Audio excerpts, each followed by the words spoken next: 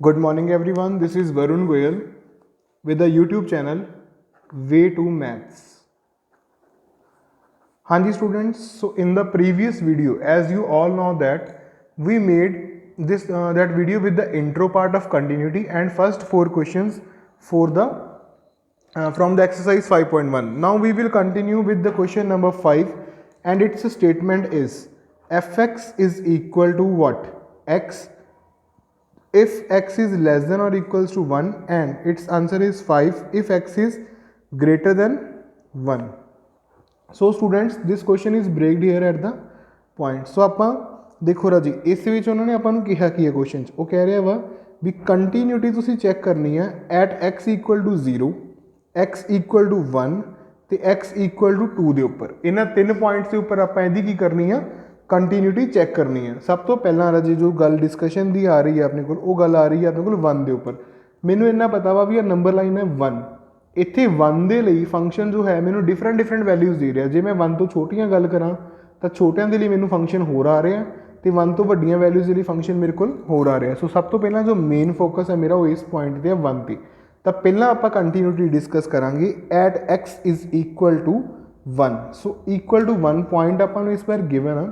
ਸੋ ਆਪਾਂ ਇਹਦੀ continuity check ਕਰਾਂਗੇ ਤਾਂ ਕਿਵੇਂ ਸੋਲਿਊਸ਼ਨ 'ਚ check continuity at x is equal to 1 ਤਾਂ ਸਭ ਤੋਂ ਪਹਿਲਾਂ ਆਏਗਾ limit x approaches to 1 negative fx। 1 negative ਦਾ ਮਤਲਬ ਕੀ ਆ ਵੀ ਆਪਾਂ 1 ਤੋਂ ਛੋਟੀਆਂ ਵੈਲਿਊਜ਼ ਵੱਲ ਦੇਖ ਰਹੇ ਹਾਂ, ਠੀਕ ਹੈ ਜੀ। ਤਾਂ limit x approaches to 1 negative fx function ਦੀ ਵੈਲਿਊ ਆਏਗੀ x ਕਿਉਂਕਿ x ਜਦੋਂ 1 ਤੋਂ ਛੋਟੀ ਆ ਤਾਂ ਫੰਕਸ਼ਨ x ਆਊਗਾ ਆਪਣੇ ਕੋਲ।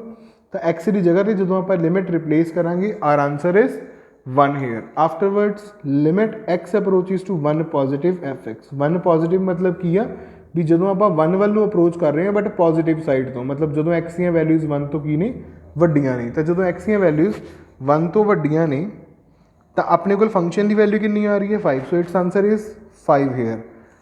ਦੇਖੋ ਰਾਜੇ ਲਿਮਿਟ ਜਿਹੜੀ ਹੈ ਨਾ left hand limit x approaches to 1 negative is not equal to limit x approaches to 1 positive. ਇਹਦਾ ਮਤਲਬ ਕੀ ਹੋ ਗਿਆ ਨੋਟ ਕੰਟੀਨਿਊਸ। ਤਾਂ 1 ਦੇ ਉੱਪਰ ਇਹਦੀ ਕੰਟੀਨਿਊਟੀ ਐਗਜ਼ਿਸਟ ਨਹੀਂ ਕਰਦੀ ਕਿਉਂਕਿ 1 ਇਹਦਾ ਬ੍ਰੇਕਿੰਗ ਪੁਆਇੰਟ ਸੀ। ਸੋ ਤਾਂ ਕਰਕੇ ਇੱਥੇ ਕੰਟੀਨਿਊਟੀ ਐਗਜ਼ਿਸਟ ਨਹੀਂ ਕੀਤੀ। ਹੁਣ ਦੇਖੋ ਆਪਾਂ ਗੱਲ ਕਰਾਂਗੇ 0 ਦੀ।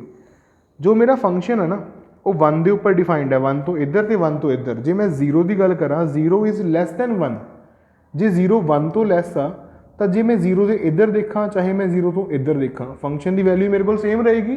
ਤਾਂ ਉਹ ਵੈਲਿਊ ਕੀ ਰਹੇਗੀ ਕਿਉਂਕਿ 0 ਲੈਸ ਦੈਨ 1 ਆ ਤਾਂ ਫੰਕਸ਼ਨ ਦੀ value is always x here.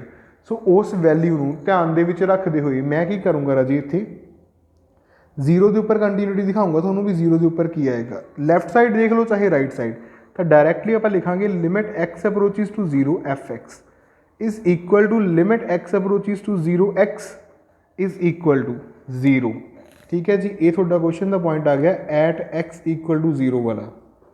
ਸੋ ਇਹਦੇ ਉੱਪਰ 0 ਆਂਸਰ ਆ ਗਿਆ। ਆਫਟਰਵਰਡਸ ਜਦੋਂ ਮੈਂ f ਆਫ 0 ਦੀ ਗੱਲ ਕਰੂੰਗਾ 0 ਕੀ ਆ f x 0 ਦੇ ਇਕੁਅਲ ਆ ਤੇ 0 1 ਤੋਂ ਕੀ ਆ ਛੋਟੀ। ਤਾਂ ਵੈਲਿਊ ਇੱਥੇ ਪੁੱਟ ਕਰਾਂਗੇ ਇਟ ਵਿਲ ਬੀ 0।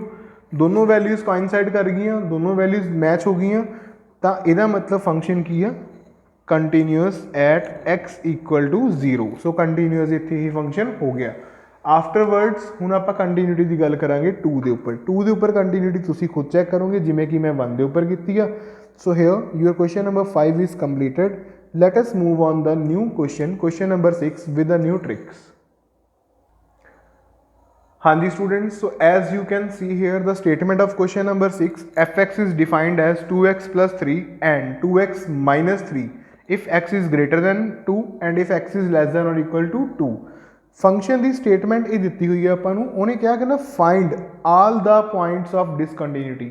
ਕੰਟੀਨਿਊਟੀ ਦੇ ਸੈਕਿੰਡ ਟਾਈਪ ਦੇ ਕੁਐਸਚਨਸ ਆਪਣੇ ਇੱਥੋਂ ਸਟਾਰਟ ਹੋ ਜਾਂਦੇ ਆ ਜਦੋਂ ਉਹ ਆਪਾਂ ਨੂੰ ਇਹ ਗੱਲ ਕਹਿ ਰਿਹਾ ਵਾ find all the points of discontinuity. ਮਤਲਬ ਆਪਾਂ ਸਾਰੇ ਦੇ ਸਾਰੇ ਪੁਆਇੰਟਸ ਜਿਹੜੇ ਡਿਸਕੰਟੀਨਿਊਟੀ ਦੇ ਹੈਗੇ ਨੇ ਉਹ ਲੱਭਣੇ ਆ। ਦੇਖੋ ਫੰਕਸ਼ਨ ਆਪਣਾ 2 ਦੇ ਆਲੇ ਦੁਆਲੇ ਡਿਫਾਈਨ ਹੈ।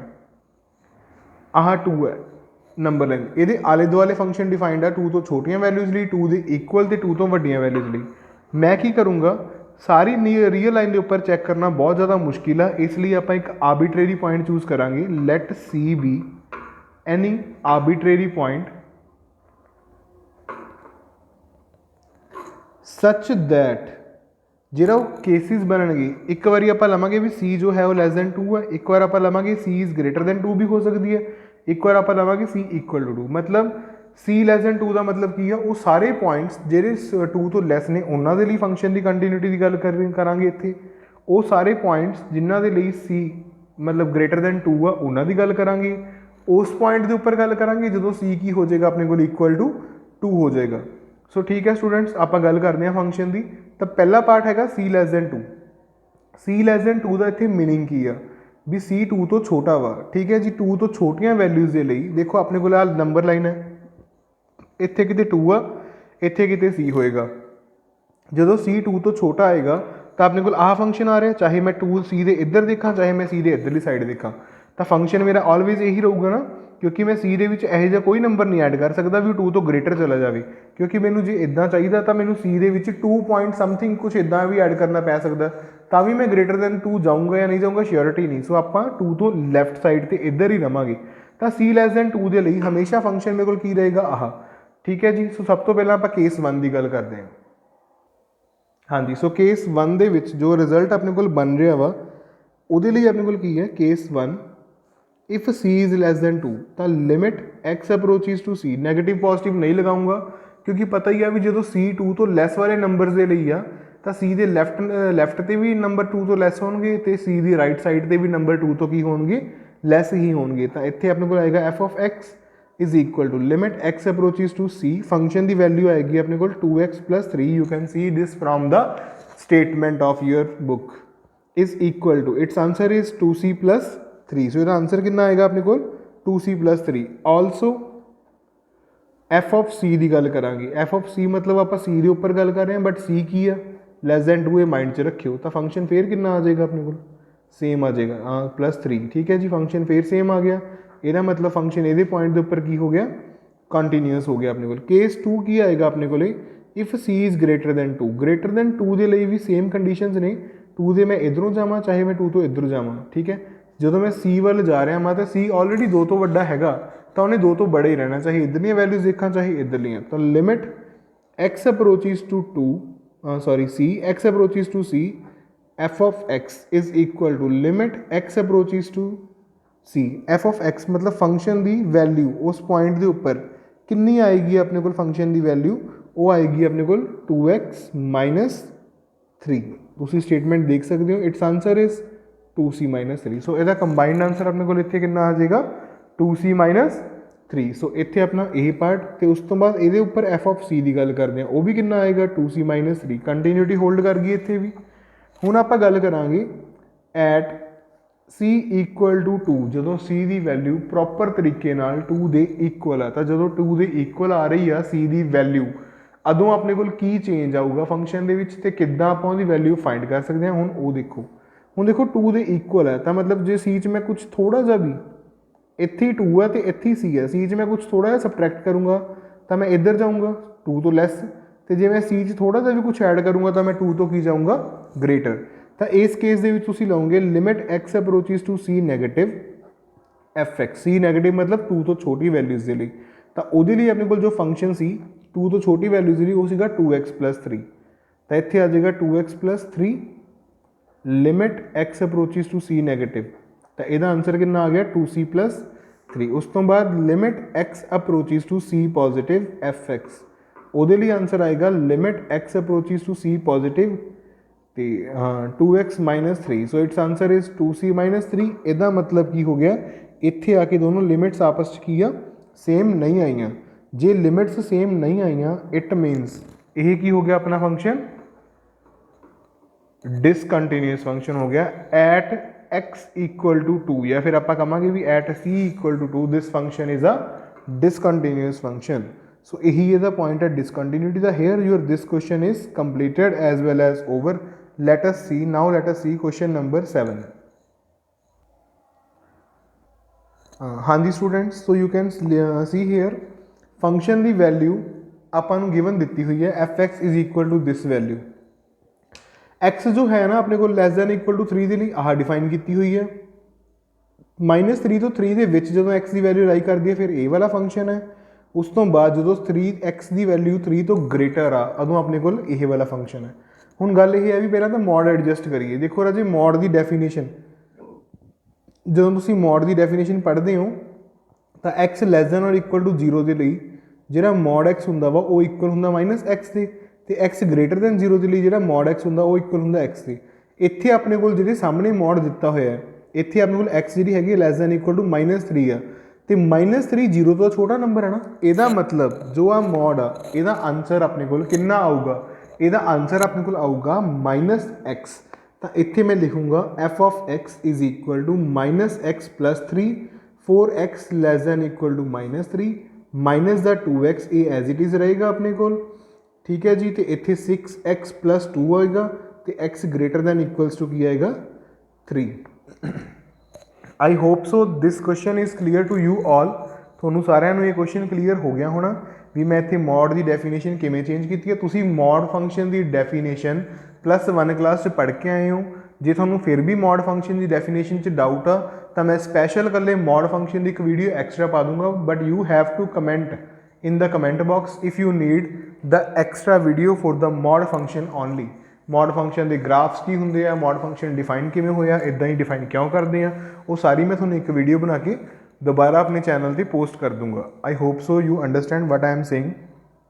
उन्होंने क्या वा discuss all the points of discontinuity of a function f where f is defined as this way. So f तो डिफाइंड होगी जो भी होना सी। तो हुण देखो आप एक सी आरबीट्रेरी पॉइंट लै तो लेने हैं। सब तो पहली डिस्कशन अपनी होगी इत्थे, तो मैं लिखूँगा let c be any arbitrary point such that case 1 च मैं की लैके चल रहा वा, मैं ये लैके चल रहा भी सी जो है वो स्ट्रिक्टली लैस दैन है -3 तो। ठीक है जी, तो देखो हुण इत्थे नंबर लाइन बना लेने थोड़ा ईजी करने के लिए। -3 इत्थे किते सी है, सी दे मैं चाहे इधरों इधर जावां चाहे मैं इधरों इधर, सी जी है -3 तो बड़ी नहीं है तो ना ही उन्हें होना वा, तो मैं चाहे इधरों इधर आवां चाहे इधरों इधर जावां, फंक्शन की वैल्यू मेरे को फिक्स रह रही है इत्थे। सो जे फंक्शन की वैल्यू फिक्स रह रही है तो मेरे को आऊगा limit x approaches to -3 fx is equal to limit x approaches to -3 fx की वैल्यू आ जाएगी -x। जस्ट अ मिनट, हाँ डायरैक्ट कर सकते हैं आप वैसे। तुसी सी नाल कीते क्वेश्चन तो आप सी नाल ही ट्राई करते हैं। तो इत्थे आएगा अपने को limit x approaches to c negative fx is equal to limit x approaches to c negative fx की जगह तो फंक्शन आएगा -x + 3। सो आप वैल्यू रिप्लेस करांगे, इट विल बी -c + 3 इन्ना आ गया। तो एफ ऑफ सी कैलकुलेट करते हैं, वो भी कितना आएगा -c + 3, क्योंकि सी दे लई फंक्शन की वैल्यू इस टाइम यही रहनी है, क्योंकि केस 1 की है भी जो सी है वो लैस दैन की तो -3 तो इस टाइम सी अपनी लैस आ। सो वो फंक्शन की वैल्यू अपने को यही रहनी है, आप यही लिखांगे। आफ्टर वर्ड स्टूडेंट्स हुण अपना नैक्सट इस तो बाद वाला कंसैप्ट की है, कंटीन्यूअस हो गया इत्थे लैस दैन -c के लिए। हुण आपां गल करांगे whenever c is equal to -3, जो सी की वैल्यू की करती पई आ -3 के इक्वल हो जाती है, उस केस की गल करते हैं आप। उस केस से देखो राजे हुण जे नंबर लाइन ड्रॉ करा -3 तो -3 के उपर सी आ सेम ने, सी चो मैं थोड़ा सा भी कुछ माइनस करूँगा तो नीचे आ जाऊँगा -3 तो, मतलब -3 तो लैस वाली वैल्यूज़, तो जे सी तो मैं कुछ थोड़ा सा भी ऐड करता तो मैनू -3 तो की मिलणगियां वड्डियां वैल्यूज़ मिल जाएंगियां। फंक्शन चेंज हो रहा है इत्थे अपना। सो इत्थे आएगा limit x approaches to c negative fx equal to limit x approaches to c negative fx की वैल्यू सी नेगेटिव मतलब -3 तो लैस के लिए फंक्शन की है अपना -x + 3, तो वो आंसर आ जाएगा 3 - c। उसी तरह ही limit x approaches to c positive fx is equal to limit x approaches to c positive मतलब -3 तो बड़ा, तो -3 तो बड़ा फंक्शन कितने है, इत्थे है, तो इत्थे आ जाएगा -2x और वी कैन से -2c। ये दो वैल्यूज़ इक्वल नहीं आई, तो मतलब की है ये नॉट कंटीन्यूअस। जिस तरह आप -3 के उपर डिस्कशन की है उस तरह ही हूँ आप सी नू की चूज़ करांगे। दो केसिस हो चुके हैं क्वेश्चन के, केस 2c यही वाला। थर्ड केस के विच आपां की चूज़ करांगे C3 दे विच। देखो राजी थर्ड केस के विच की रिजल्ट आएगा -3 is less than c is less than 3। हुण देखो नंबर लाइन के उपर इत्थे किते जाके अपने को आएगा -3, इत्थे किते जाके अपने को आएगा 3 तो इत्थे सी है तो मैं इधरों सी वाल चला जावां चाहे मैं इधरों चला जावां, दोनों के लिए फंक्शन की वैल्यू इन्हां दोनों के विच ही रहनी है। तो जे विच वैल्यू रहनी तो विच वाला फंक्शन है किहड़ा -2x जो कि उपर आप स्टेटमेंट लिखा होया वा। सो बस ठीक है, फिर limit x approaches to c करो f ऑफ x करो equal to limit x approaches to c f x की वैल्यू कितनी चूज करनी है आप -2x मतलब -2c आ जाऊगा। तो जो आप f of c equality hold करानी है फिर भी -2c आऊगा। सो ए इक्वल हो गए तो इतने फंक्शन की हो गया अपना कंटीन्यूअस। सो अपने को 3 केसिस क्वेश्चन के हो चुके हैं। 4th केस की बनूगा if c is greater than -3 जे अपने को जो सी आ वो की हो जाती है ग्रेटर दैन -3। सो वो केस देखते हैं। हाँ जी, सो नैक्सट केस नंबर 4 वो रिजल्ट अपने को की आएगा इफ सी जो सी है अपने को वो ग्रेटर दैन आ जाएगी अपने को 3 तो limit x approaches to 3 negative f x वह रिजल्ट की आएगा। देखो राजी चाहे नैगेटिव लै लो चाहे पॉजिटिव लै लो, देखो आ 3 है तो सी जो है वो सी की है जी अपनी सी आ वो ग्रेटर दैन की है 3 है तो सी इतने चाहे मैं सी इधरों इधर जावा चाहे मैं इधरों सी तो इतने जावा तो गल तो एक ही रहेगी फंक्शन की। सो इतने नैगेटिव पा लो चाहे पॉजिटिव नैगेटिव पा लो जो मर्जी लिख लो चाहे कुछ भी ना लिखो तो अपने को आएगा limit x approach c approaches x approaches to c limit x approaches to c आना इत्थे। ठीक है जी, एफ एक्स फंक्शन की वैल्यू वो फंक्शन अपने को डिफाइन करके दिता होया स्टेटमेंट से वो हैगा 6x+2। ठीक है जी, तो इत्थे अपने को रिजल्ट आ जाएगा 6c+2। So this will be the answer of the required question. Afterwards f of c की गल करूँगा, सी ग्रेटर दैन 3 है तो फिर फंक्शन की वैल्यू की है सेम ही रहेगी अपने को। सो इत्थे ये भी फंक्शन की हो गया कंटीन्यूअस। केस 5 देखते हैं, last case of this question if c is equal to 3 जे सी जी हैगी आ 3 दे की हो जाती है अपने को इक्वल हो जाती है। जो सी 3 दे इक्वल हो जाती है तो अपना रिजल्ट की आएगा इतों। देखो आ नंबर लाइन इतने 3 है इतने सी है, थोड़ा जा कुछ लैस करूँगा तो 3 तो नीचे जाऊँगा, थोड़ा जा कुछ ऐड करूँगा तो 3 तो ऊपर आऊँगा। इसका मतलब वैल्यू दोनों बार चेंज हो रही है। Limit c approaches to x approaches to c negative f x is equal to c negative का मतलब की है सी च कुछ थोड़ा जिहा लैस देखना है आप तो सी 3 दे इक्वल है। जो 3 तो लैस वैल्यू देखनी है तो फंक्शन कितना अपने को limit x approaches to c negative -2x मतलब आंसर आएगा -2c। Limit x approaches to c positive f of x is equal to limit x approaches to c positive f x मतलब 3 तो ग्रेटर वो function हैगा वा 6x+2 तो यदा answer आ जाएगा 6c+2। ठीक है जी, एक का आंसर यही आया एक का आंसर अपने को यही वाला आया, दोनों आंसर आपस में मैच नहीं हो रहे तो एक ही आ नॉट कंटीन्यूअस। तो डिसकंटीन्यूटी के पॉइंट्स किहड़े आ गए अपने को एक -3 तो एक किहड़ा आ गया 3। यही अपने क्वेश्चन का रिक्वायर्ड आंसर है। So here students your question number 6 is to be completed. Afterwards question number 8 की मैं थोड़ा स्टेटमेंट समझाऊंगा, क्वेश्चन का प्रूफ तुसी खुद ट्राई करोगे। सो क्वेश्चन नंबर 8 की स्टेटमेंट वो समझो ध्यान नाल।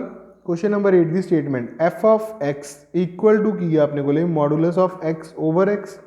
ठीक है जी, if x is not equal to 0 तो 0 आ if x is equal to 0 सारे के सारे पॉइंट्स लभन लिए ये किया गया। क्राइटेरिया क्वेश्चन का सेम है हुण तो 15-16 क्वेश्चन तक जो क्वेश्चन करने का क्राइटेरिया वा वो सेम रहूगा। क्वेश्चनस करने कि मैं तुसी जस्ट ये देखने हैं। ठीक है, मैं वे जो क्वेश्चन करने का हैगा एक क्वेश्चन एक्सप्लेन करता, 2 च भी करता, तीसरे च भी करता। सो तुसी इन्हां क्वेश्चन के वे फॉलो करके अपने क्वेश्चन कंप्लीट करने हैं। हुण इत्थे पेपर दे विच इहदी जगह ते तुहानूं सिग्नम फंक्शन भी आ सकता है। सिग्नम फंक्शन इत्थे सिग्नम फंक्शन लिखे आ सकता है, थोनू याद होना चाहिए वा भी सिग्नम फंक्शन जो हैगा सी वो की सी अपने को। सो उन्होंने माइंड दे विच रखते हुए तुसी इस क्वेश्चन नू सॉल्व करोगे। हाँ जी स्टूडेंट्स, तो इस तो बाद हुण अपने को रिजल्ट देखो एक्स की आ नॉट इक्वल टू 0 यदा मतलब आ भी एक्स या तो लैस दैन 0 होगी तो या फिर एक्स की होगी अपने को ग्रेटर दैन 0। एक्स या तो लैस दैन 0 होएगी या फिर की होएगी अपने को ग्रेटर दैन 0। सो उस डिस्कशन करने के लिए एक्स लैस दैन 0 है या ग्रेटर दैन 0 है वो आप मॉड को डिफाइन करांगे। तो हुण देखो इत्थे F of x minus x over x over x 0 ਜਦੋਂ x ਲੈਸ ਦੈਨ 0 ਆ, ਜਦੋਂ x ਗ੍ਰੇਟਰ ਦੈਨ 0 ਜਦੋਂ x ਕੀ ਆ ਇਕੁਅਲ ਟੂ ਪ੍ਰੋਪਰ 0 ਆ। ਇਹ ਚੀਜ਼ ਆ ਗਈ ਆਪਣੇ ਕੋਲ। ਇਹਨਾਂ ਨੂੰ ਕੈਂਸਲ ਆਊਟ ਕਰ ਦਿਓ ਤਾਂ ਇੱਥੇ ਆ ਜਾਏਗਾ f of x equal to -1 1 0 x less than 0 x greater than 0 x equal to 0। So afterwards ਤੁਹਾਡੇ ਕੋਲ ਫੰਕਸ਼ਨ ਇਹ ਕਨਵਰਟ ਹੋ ਕੇ ਕੁਝ ਇਸ ਤਰ੍ਹਾਂ ਬਣ ਜਾਏਗਾ। ਹੁਣ ਤੁਸੀਂ ਇਹਦੀ ਕੰਟੀਨਿਊਟੀ ਨੂੰ ਕੀ ਕਰਨਾ ਵਾ, ਡਿਸਕਸ ਕਰਨਾ ਵਾ ਇਹਦੀ ਕੰਟੀਨਿਊਟੀ ਨੂੰ, ਠੀਕ ਹੈ ਜੀ। ਸੋ ਉਹਦੀ ਕੰਟੀਨਿਊਟੀ ਕੀ ਆਊਗੀ ਕੀ ਨਹੀਂ। I hope so this question is clear to you. हुण कंटीन्यूटी की किवें डिस्कस करनी है as we already discussed in the above questions. So continuity तुसीं सेम क्राइटेरिया दे नाल इहदी फॉलो करोगे। हाँ जी स्टूडेंट्स, सो इस तो बाद till the question number I will just a minute I will tell you till the question number 15 16।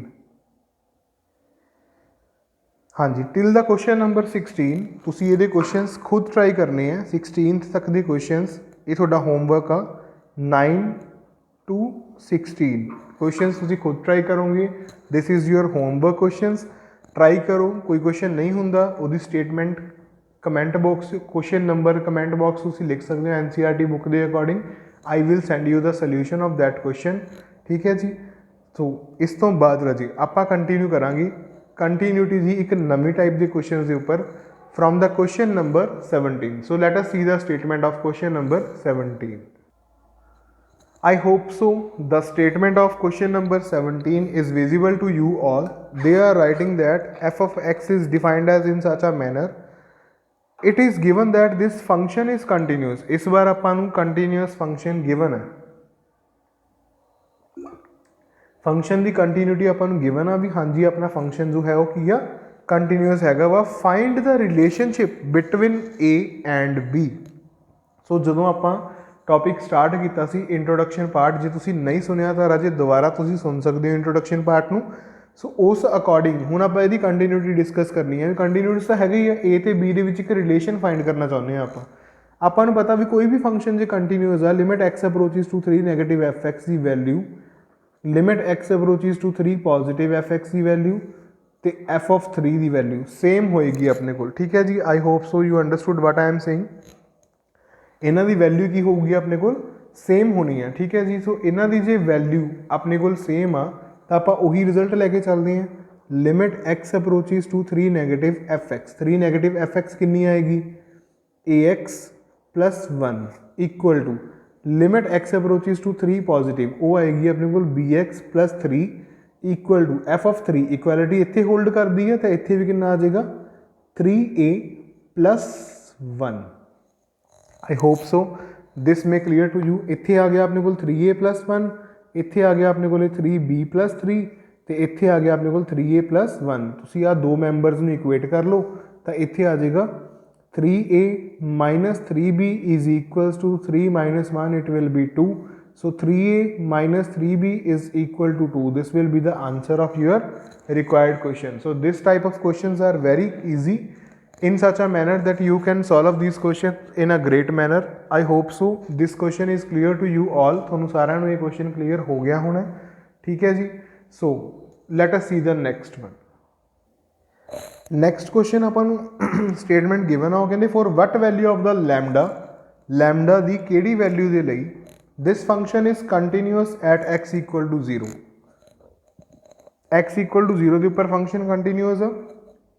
उही उपरली डेफिनेशन आप लैके चलांगे 0 तो लैस तो 0 तो ग्रेटर। इत्थे आएगा देखो लैमडा जदों मैं x नूं 0 रिप्लेस करूँगा तो आऊगा 0 square minus 2 into 0 equal to दे विच की आएगा अपने को 4 इंटू 0 प्लस 1 इक्वल टू उस तो बाद की आएगा अपने को लैमडा 0 स्केयर माइनस 2 इंटू 0, ठीक है जी। यही चीज़ बनेगी। डेफिनेशन आह वाली लाइन जो है तुम इतने दोबारा लिख देनी है जिथे एक्स रिप्लेस अप्रोचिज टू 3 कर रहे हो तो 0 कर दियो, कोई फर्क नहीं है। इत्थे भी की आ गया 0, इत्थे आ गया 1, इत्थे आ गया 0। तो लैमडा की वैल्यू की आ we are not able to find the value of lambda which is not true. आप इतने लिखांगे भी ये ट्रू नहीं है। Therefore there is no value of lambda, therefore no value of lambda, lambda की इत्थे अपने कोल कोई भी वैल्यू नहीं है। सो आफ्टरवर्ड्स जे हुण इत्थे लैमडा की कोई वैल्यू नहीं मिली आपां नूं, इट्स ओके। हुण उन्होंने क्या वा कहंदा what about the continuity at x equal to 1, at x equal to 1 दे लई इहदी कंटीन्यूटी जो है वो की आएगी अपने कोल। देखो 1 जो है ना वो की है 0 तो ग्रेटर, नंबर लाइन ड्रॉ कर लो, इत्थे 0 इत्थे 1, 1 की आ 0 तो ग्रेटर है, 1 तो इधर देख लो चाहे 1 तो इधर देख लो, फंक्शन सेम रहेगा क्योंकि 1 0 तो ग्रेटर आपां नूं ये पता श्योर हो गया। तो उहदे लई फंक्शन की है दिस वन। तो limit x approaches to 1 f x, उहदा आंसर कितना आ जाएगा 5, तो एफ ऑफ 1 का आंसर भी कितना आएगा 5। आ वाले फंक्शन च वैल्यूज फिल करने तो बाद तो 5 की ने आपस equal, this implies function is continuous at x equal to 1। so here your question number 18 is also over। 18th question थोड़ा इत्थे कंप्लीट हो जाता वा students. So afterwards let us do the, हाँ जी now listen to me carefully students. आपां हुण की करांगे 18th क्वेश्चन करन तो बाद अपना जो काम है जो इहदे नाल दे मैच हुंदे होए सेम क्वेश्चनस ने मैं तुहानूं वो दस्सण जा रहा वां जो तुसीं ट्राई करने हैं। दैट क्वेश्चनस आर, हाँ जी that question are 27th question, 28th question, 29, 30, हाँ जी 27th। हुण तुसीं क्वेश्चन इस तो बाद तुहाडे होमवर्क क्वेश्चन जो ने तुसीं ट्राई करने 27th, 28, 29 एंड 30। ये 4 क्वेश्चन ने जिन्हां च आपां ए बी दी वैल्यूज़ या रिलेशनशिप फाइंड करने हैं। सो ये 4 क्वेश्चन तुसीं खुद ट्राई करोगे। These 4 question are of this type, same type के क्वेश्चन ने। सो ये खुद ट्राई करके तुसीं खुद इन्हां दे आंसरस फाइंड करोगे। इत्थे आके अपने क्वेश्चन कवर हो जाते हैं। Now let us see the question number 26। Question number 26 भी ये नाल दा ही है बट थोड़ा जा इस तो डिफरेंट है। सो थोड़ा जा क्वेश्चन नंबर 26 दे आपां डिस्कशन करांगे भी वो क्वेश्चन किवें सॉल्व करना, क्योंकि वो डायरैक्टली ईजी वे नाल इदां ही डेफिनेशन सीधियां वैल्यूज़ पुट करके सॉल्व नहीं होंदा।